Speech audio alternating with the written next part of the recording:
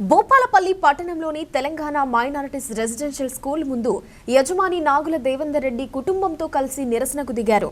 తమకు రావాల్సిన డబ్బులు చెల్లించకుండా మైనారిటీస్ రెసిడెన్షియల్ స్కూల్ను మంజూర్ నగర్ ఏరియాలోని బంగ్లాస్ ఏరియా పాత కలెక్టరేట్కు తరలిస్తున్నారన్న సమాచారంతో పాఠశాల ముందు తన కుటుంబంతో కలిసి నిరసనకు దిగాడు.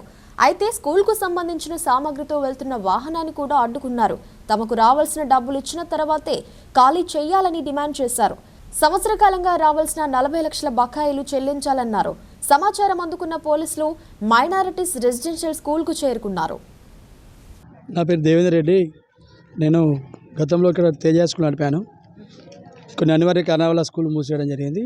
ఆ క్రమంలో మైనారిటీ రెసిడెన్షియల్ స్కూల్ బాయ్స్కి రెంట్కి ఇవ్వడం జరిగింది 2021లో.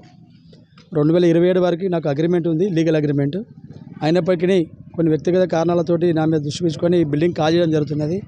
ఆ కాల్ చేయడానికి కూడా నేను ఆబ్జెక్షన్ క్రియేట్ చేయలేదు. వాళ్ళు నోటీస్ ఇచ్చిండ్రు సెప్టెంబర్ నెలలో 3 నెలలు ఖాళీ చేస్తామని. అది డిసెంబర్ వరకు నోటీస్ పీరియడ్ అయిపోయింది. అయినప్పటికీ కూడా ఖాళీ చేయలేదు. ఆ నోటీస్ పీరియడ్ ఇచ్చే వరకు కూడా నాకు ఆల్రెడీ ఒక సంవత్సరం రెంట్ రావాల్సింది. 40 లక్షల దాకా సుమారు రావాలి. ఈ విషయంపై నేను ప్రిన్సిపల్ కానీ, డిఎండబ్ల్యూ కానీ, కన్సర్న్ సెక్రటరీ కానీ, కలెక్టర్ గారు కూడా ఇన్ఫర్మేషన్ లెటర్ లిఖితపూర్వకంగా ఇవ్వడం జరిగింది. అయినా కూడా ఈరోజు వరకు ఏం స్పందన లేదు. అలాంటిది కూడా మన శనివారం కూడా డిఎండబ్ల్యూ గారు మాట్లాడి మీది ఏమన్నా అమౌంట్ ఉన్నా కూడా మేము ఫైనల్ కొంచెం షెడ్యూల్ చేసేసి మేము కాల్ చేస్తాము అని చెప్పి ఇన్ఫర్మేషన్ ఇచ్చారు. కానీ ఆ ఇన్ఫర్మేషన్ కూడా ప్రాపర్ లేకుండా ఇవాళ ఏం మాట చెప్పకుండా ఉదయాన్నే మొత్తం ఫర్నిచర్ మొత్తం దాంట్లో వెహికల్లో తీసేసుకొని షిఫ్ట్ చేయడం జరుగుతుంది. మరి నాకు ఇవ్వాల్సిన రెంట్ ఏదైతే ఉందో ఆ రెంట్ ఇచ్చి కాల్ చేసిపోవడానికి నాకు ఎలాంటి ఆబ్జెక్షన్ అని చెప్పినప్పుడు కూడా ఇన్ఫర్మేషన్ చేయకుండా పట్టుకుపోవడం అయితే ఇదైతే దారుణమైన చర్య. దీనికి అడుగుంటే కూడా ఇబ్బందులు క్రియేట్ చేసి క్రిమినల్ కేసు పెడతామని బెదిరించి పట్టుకుపోవడం జరుగుతున్నది. ఇది ఎంతవరకు సమంజసం అనేది అర్థం కాని ప్రశ్నగా ఉంది. మేము వాళ్ళకి ఎట్లా చెప్పినామో వాళ్ళు ఏ విధంగా చేయమని అప్పుడు మాకు ఏ విధంగా చేయాలా అని మాకు చెప్పిండ్రో ఆ విధంగా వాళ్ళు చేసి మేము తీర్చిదిద్దిచ్చినాం ఆ బిల్డింగ్ను. అటువంటి బిల్డింగ్ను ఇప్పుడు దాన్ని మొత్తం నాశనం చేసి ఇడిచిపెట్టిండ్రు. ఆ నష్టపరిహారం కూడా ఇప్పుడు అది ఎన్ని లక్షలు అవుతుందో మాకు తెలియదు అందాదా. అవన్నీ చేసిచ్చి కూడా వాళ్ళు వెళ్ళిపోవాలి. వాళ్ళు వెళ్ళిపోయేటప్పుడు మేము ఏం వద్దాము, మేము చేయమను. వాళ్ళు కూడా చేసేది పిల్లల కోసమే.